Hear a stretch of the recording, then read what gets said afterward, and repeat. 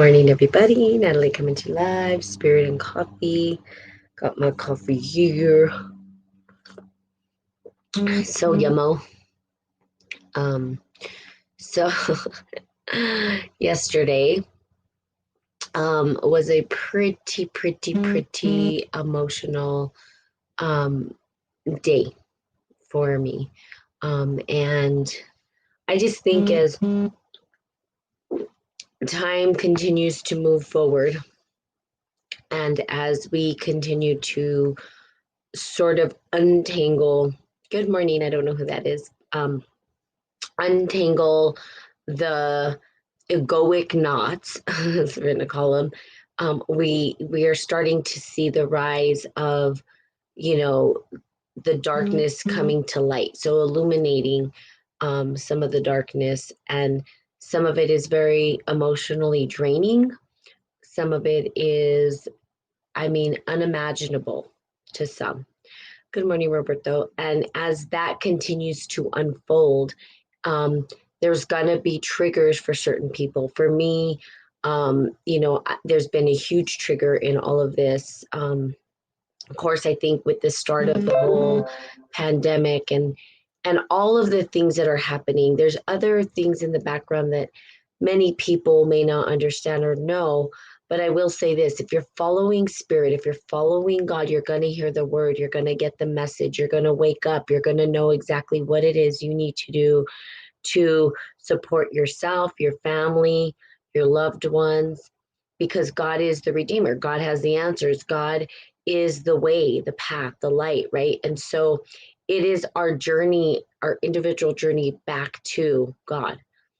And so understanding this for some people don't get it, or they meddle in the dark arts and they want to stay there, or they feel like those dark arts have given them some sort of power or control or ability to rise in the material world as some kind of a god themselves, or whatever it is that they think. Okay. And we see this happening everywhere. And we do see this happening with stars, and, people sort of look to them as though they're these wonderful things, and they keep their eye off of God in some ways. And now it's time to look to God, because God is like this awesome thing, right? This is like the star of all stars. This is like there's nothing greater. And now is the time to contemplate. So before, and some of what I've heard from people, right? I've always been a follower. I've always had faith. I've been following God since I was a very little girl. And I'll tell you guys this over and over again. I've never wavered in my faith. That is just something I've always had it. So I don't understand when people don't have it. It's very hard for me to understand why not. And perhaps it's because they haven't felt God running through their veins. They haven't felt God in their spirit or in their body, or whatever reason it is. It's okay. No need to try to understand why. But to say that it's available for you, right? It's available for you. If you weren't a believer, if you don't have faith, or if you know people that don't have faith, it's okay. But to say that and hold the space that they can then find their way to faith. But in that, having that faith and in that interconnection to God, and constantly connecting and seeing God's miracles happen before my eyes since I was a little girl, over and over and over again, and being in total awe of the creation that God has given us, right? It's just so magnificent that nothing can outdo it. Why would you want to?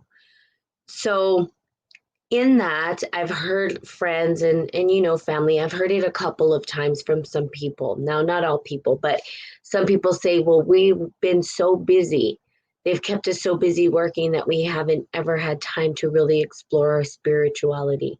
So maybe they only block out an hour on Sunday and then they eat with their family. And this is kind of like tradition, right? For some folks. But constantly, really just being ingrained in God all day, every day. Most people say they don't have the time to do it, or they can't do it. And, it got me thinking, because I'm like, well, why was I able to do it? I had to go through the same things. I've had to work. I went through school. I went through all kinds of stuff. But in each one of those things, what it was is putting spirit first, putting God first at the forefront of it all. Letting every decision, good morning, Mama. Good morning, Jennifer. Good morning, everybody who's on here. Putting it at the forefront of everything. Now, my mom's on here. She could be a witness to this. I have been following God and having faith in God forever, since I was a little girl. Contemplating God, connecting to God, being with God since I was a kid. I mean, I just knew that God existed. I can't explain it, but we did come from a very spiritual family. And I was raised Catholic. That's how I was raised. And we would pray the rosaries, right, Mama? We would pray the rosary, and, my grandma, we'd read the Bible together, and to understand, go to church, that kind of stuff. And I always had faith and knew, and I just had this knowing, and I trusted God. So in that, what I'm saying is that you don't have to wait to contemplate God. Now's a beautiful time, because people right now are in a time out. With this so the pandemic really is a blessing in disguise when we think about it. Like, there's a lot of things that are going to result from this. The world will never go back to the way it was before. Like I've said before, we're going to get rid of money. I've talked about all this stuff, right? It's already happening. It's funny. My mom's like, it's happening. I'm like, I know. It's going to happen. Prepare yourself. But when you follow God, there's nothing to fear. Change happens. It's part of God's plan, right? And it's all divinely constructed into God, one beautiful thing. But to hear the word of God, to be able to open yourself, to listen, to be okay with the plan that is unfolding in front of our eyes, know that God is revealing something. Know that God is with us. Know that that is the actual plan that was laid out, so that people can awaken from their slumber, like rising from the dead, right? We talk about the resurrection of spirits rising from the dead. That's really what it is. It's like some people were walking dead, with their 9-to-5 jobs, filling a role day to day, not able to really get intimate with God, get intimate with their spirit, get intimate with themselves. Some people felt like they didn't have the time, because they were so busy worried about orders that they had to fill, or administrative things, or reports they had to turn in, or getting up and going to work and listening to the boss, or issues they were having at work, and all these things that got in the way of you contemplating your spirit and what you want to do in your life. So many things. And this whole pause and timeout has given us the opportunity to get very clear and connected into spirit, to start to remember who we are, to wake up and say, oh yeah, now I remember, to trust fully in the plan that is being unfolded in front of our eyes, to reset ourselves, to ask for forgiveness. If there are things that you have done that you felt have been, are unforgivable. Some people live that way, like, oh my God, I've done this, I've done that. It's okay. It's time to redeem, right? Redeem yourself. It's you just saying, you know what, I see that this behavior wasn't righteous, and I'm gonna shift that energy and reshape my habits, and I'm gonna give it all to God to help me through the process. The universe, whatever you call it, okay? Again, I call it God. It's the easiest word to use, okay? So Yahweh, I think probably the most appropriate is Yahweh. To allow yourself to let it go, to be okay. You guys are perfectly okay. I'm saying this for myself too, okay? So the contemplation of our spirit of God. We have this opportunity this time out. And I think people are starting to realize that maybe they weren't giving enough energy to spirit, enough of their time and energy to God, to their own individual connection to the divine. Okay. Good morning, Reggie. Haven't seen you in a while. Hope all is well. So as we connect, as we start to open up our hearts, our spirits, our mind, or not our spirits, but our mind and body and our emotions to receive the spirit, which is, that's the way we receive. Spirit's always there. We just got to open up our vessel to receive it. And we allow that energy to come through us so that we can have a deeper relationship with God, a deeper relationship, a meaningful one, so that we can literally talk to God as though God is right with us, which God is. Okay? So opening up and allowing that to flow through you. Be the vessel. Now, is that easy for some people? Perhaps. Is it not easy for some people? Perhaps. The reality is it's your journey, right? It's up to you to figure out where and how you want to do that. Okay, completely up to you. So you get to choose how you want to engage that.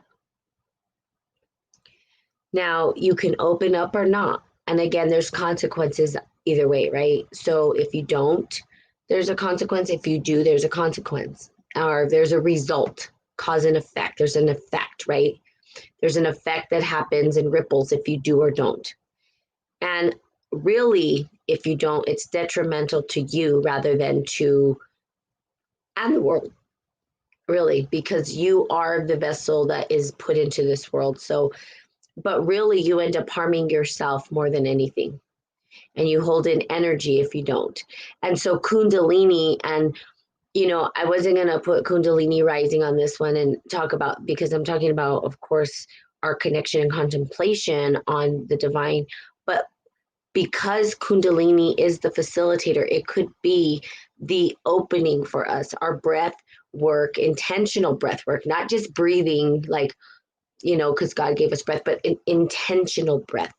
When we intentionally breathe in and out with an intention of healing or an intention of bringing out forth the creativity, the creative part of ourselves, or the critical thinking part, whatever it is that we're doing to meditate and breathe, that when we do that, it is an opening to the vessel. What it does is it takes the vessel and it opens it up and it allows the divine to run through you fluidly.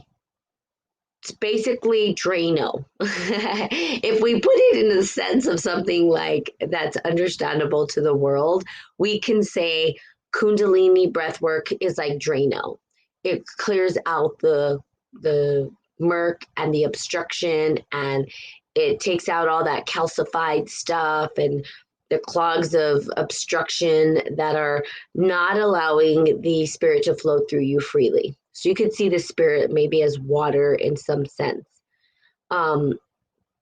It's vastly greater than water, but if we saw it as this fluid, right, of energy that just moved through us, that water can't get through the clogged pipes. So sometimes we stop our spirit. It can never stop 100%, but we basically clog it up so much that it's just dripping within us. And it almost feels like it's suffocating away. I mean, we can see people perhaps get hijacked by some dark matter, which can happen if we allow our spirit to be suffocated so much.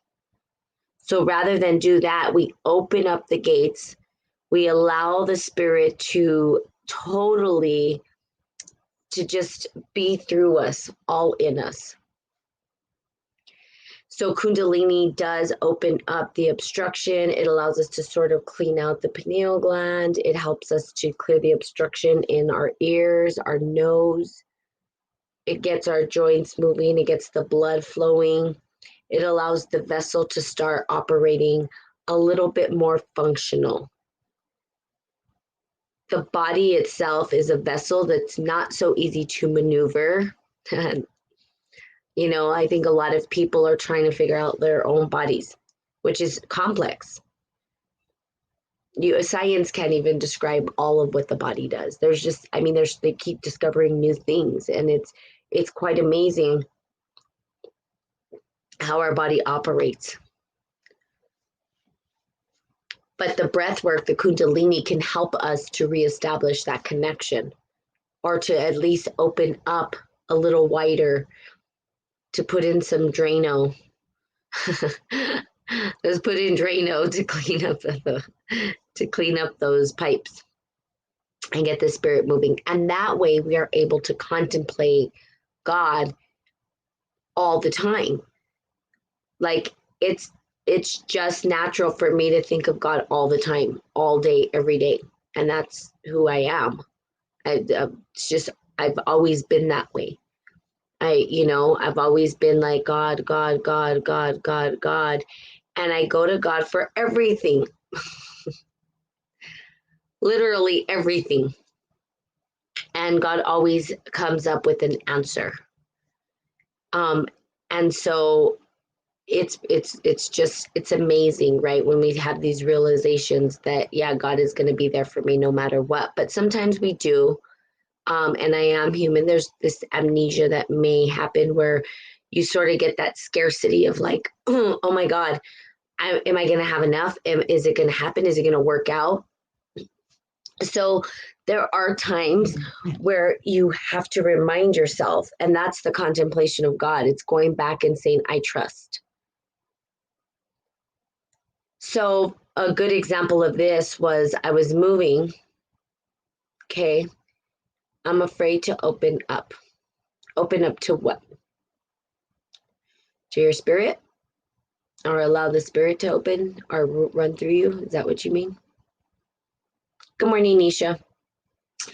So an example of this is I was moving to Durango, and then I moved, okay, and then I was moving back from Durango, and I was pretty, I wasn't 100% certain how I was going to get back, if it was going to work out. It was just, I needed to leave because the environment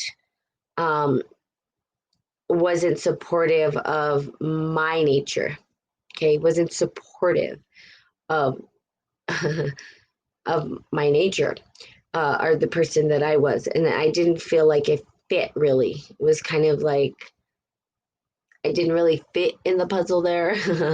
And I started to realize that the people that love and accept me were right here in my home, kind of like Dorothy. Okay. So it's like Dorothy. It's like, there's no place like home. Get your ass back home, Natalie. What are you doing? So anyway, and it was really cool because my mom, I don't know if she's still on here, but she kept saying it'll all work out. I was like, yeah. But it was a reminder, right? Because God will speak through people. God will speak to you through the people in your life. So listen, because God speaks through them. And I was like, oh, so I'm like, oh, God's speaking through my mom to me, which is beautiful. It's what a mother's there for, right? So sometimes we don't want to hear, but then we're like, okay, yeah. And it was a reminder. And I said, yeah, you're right. It was a reminder that everything will be fine. What am I worried about? And of course, everything worked out. So again, it's having that complete trust in the process, complete trust and faith that things will work out, that you're taken care of, that you have everything that you need in this moment, and that in each moment that we, connect with God, that we will be fulfilled, our cups will be filled. It's when we stop believing and we start disconnecting that things start to transition into sort of chaos, or we see life in a perspective where it's not really synergized and we're trying to force things that don't need to be forced. And then we cause ourselves a bunch of heartache, only to find that we get to come back to God because God will resolve it all. So it's just this thing that goes over and over and over and over again. And it's part of the human experience. Nothing wrong with it. It's just part of it. It's part of what we go through. Good morning, Yolanda. Is this real? Is what real? What is this? Tell me what this is. I don't know what you mean by this. I mean, real is relative, right? First of all, so I can just start there. Reality, what is reality? And we can contemplate that for a second. What is real? You know, you can say, is the material world real? Some people would say no, and there's different theories and thoughts around it.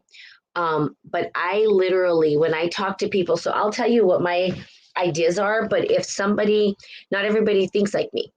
Well, nobody thinks like me, in fact. There's no way. Well, like, I'm my individual person, you're your individual person.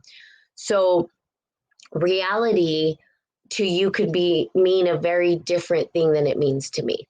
So it would be unwise for me to project what I think you're talking about. That's basically how this works. I can talk about reality from the perspectives of what I understand reality to be. Will that help you answer your own question? No, it won't, because what I have to say is meaningless when it comes to it. The same with any concept that I say.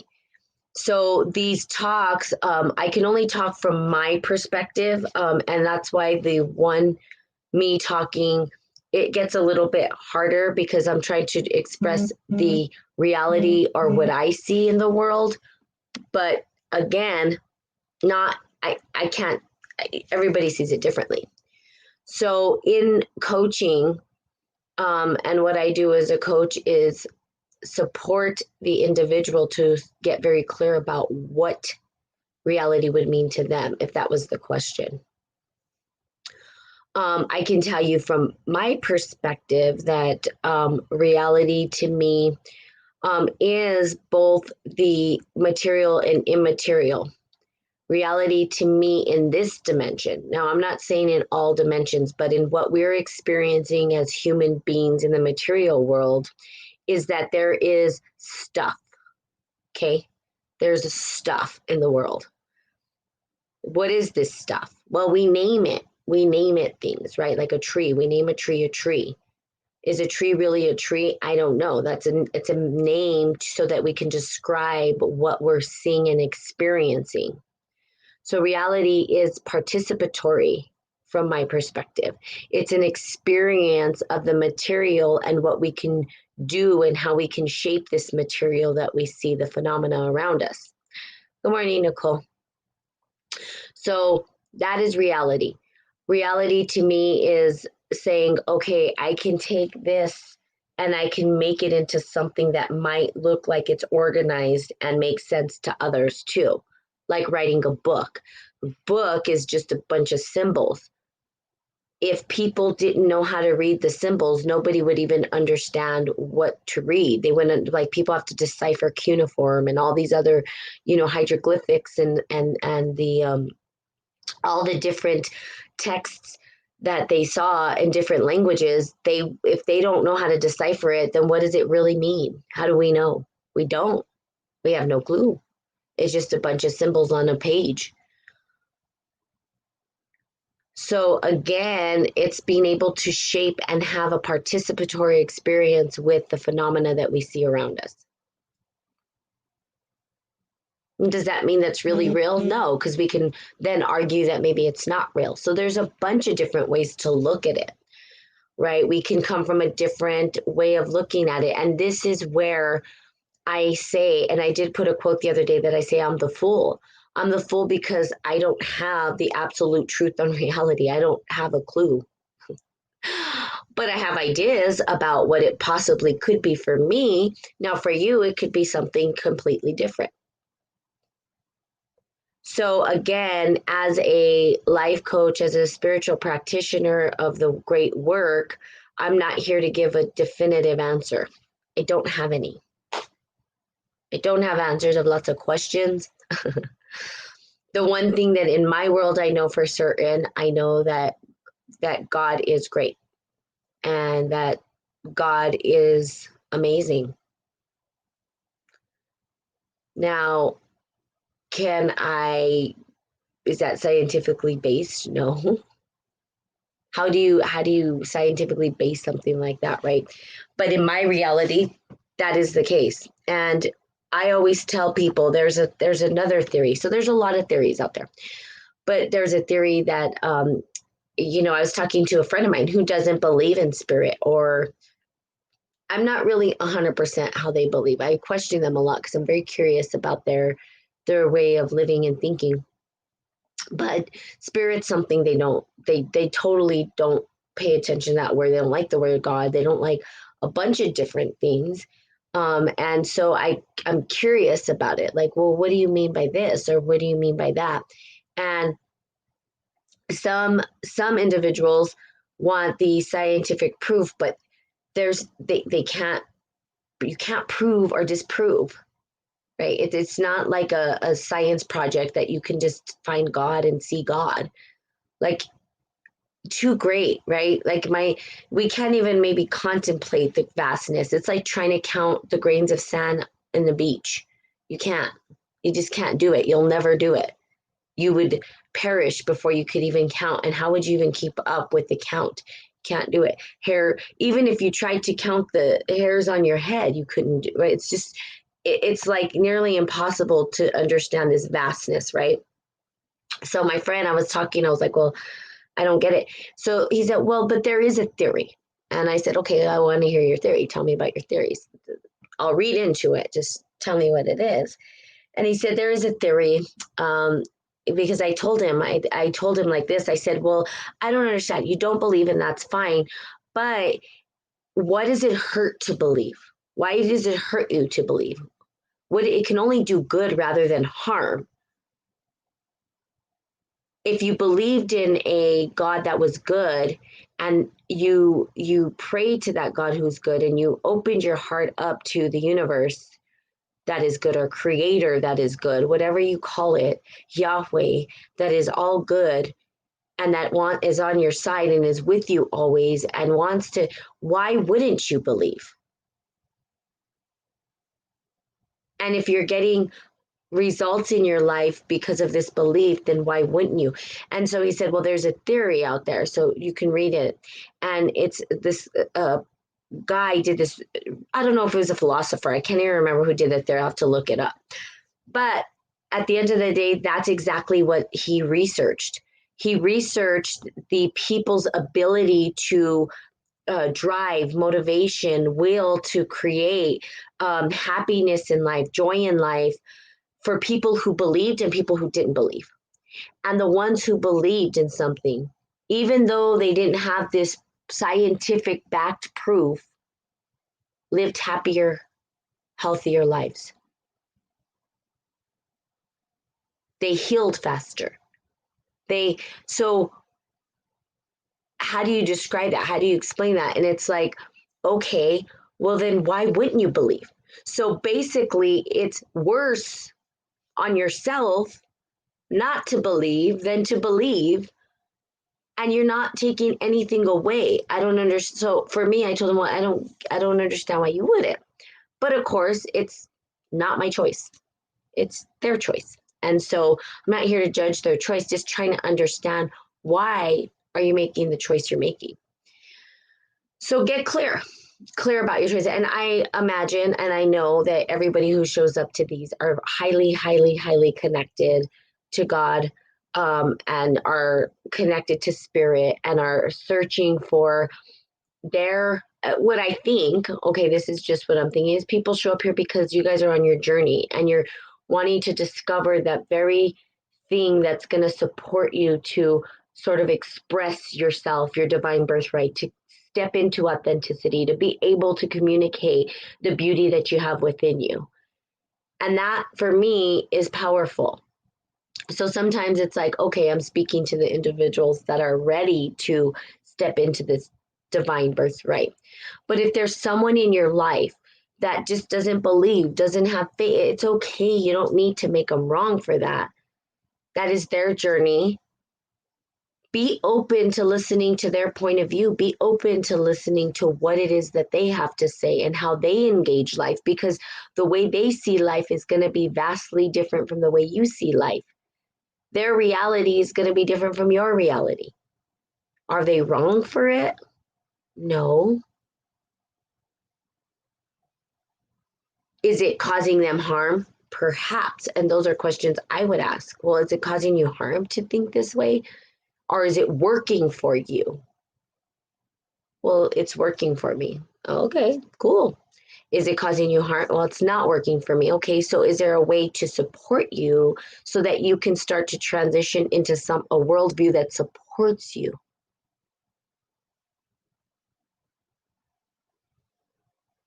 So I have friends of all understanding, of all ways to engage. And I am, again, the fool. I'm not here to judge them. I really am curious about their thought process and why they think that way, and why not have faith, and why not, and how is that showing up in their life, and are they creating what they want, and is it joy and happiness they're experiencing? And if it doesn't cost anything to believe and have faith and truly practice that, why wouldn't you, if the result is happiness, joy, love, abundance, connection? So again, but you guys are connecting to yourself and being the vessel or facilitating that opening, so people can say, well, why are you so optimistic? Like, people tell me, I'm opportunist, don't get me wrong, but I'm optimistic as well. And I always see the good in even the worst circumstances. I can say, oh, but look at this. This is good. And I can say, I'm going to focus on this right here, and I'm going to pray over the good of this, right? And then opening that up, having the optimistic viewpoint, and then people are like, you're just so happy, you're so this, you're so that, you're this. Well, it's not because I'm doing anything different other than looking at the world through the lens of a different worldview, perhaps, of, yeah, life is joyful, life is beautiful. There are hard things in life for sure, but those hard things lead us to the beauty, lead us to the opening of forgiveness and love and abundance, and they open up for the spirit to come through. Okay. Awesome. So I hope this helped you guys today. Yes, without God, we are nothing. Yeah, I agree with that one. I concur. Salud, Mom. And it's an everyday thing for me. It's a practice, everyday practice. It's almost like, I don't know how to describe it, but I talk to God all day, every day. And I'm alone a lot, so it's pretty cool.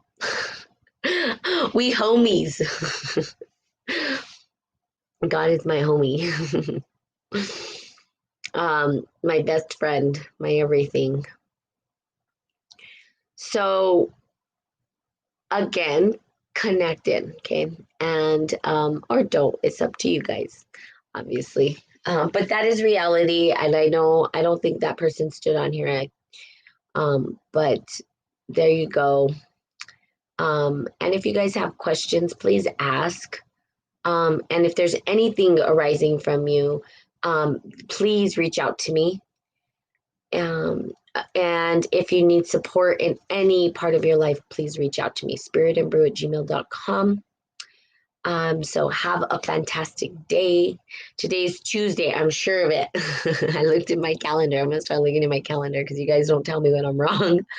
But have a happy Taco Tuesday, and go out there, just be your best self, open up your heart, allow the spirit to flow through you, pray for the world, pray for the children, please, more than ever right now, that they be released, these kiddos that have been taken, and a lot of heavy stuff there. I'm going to be doing the abundance meditation again tonight. I did the first one yesterday, but this is the abundance book, and I will be doing the second one And it's just so that you can connect to your God self, so that you can allow God to flow through you into the abundance of life. So there you go. And I've done this more than once. It's a 40-day abundance book. Pretty cool stuff. Okay. Yes. Have a great day, everyone. Pray, pray, pray. Yes, please pray. I totally appreciate that. And light candles and chalk up. Good morning, Ignacio. Chalk up, release the children. I want to chalk that up on my front yard. Release the children and send that message to God. Okay. Awesome. So I love you guys. Have a great day, and I will see you guys tonight and then tomorrow morning. Bye.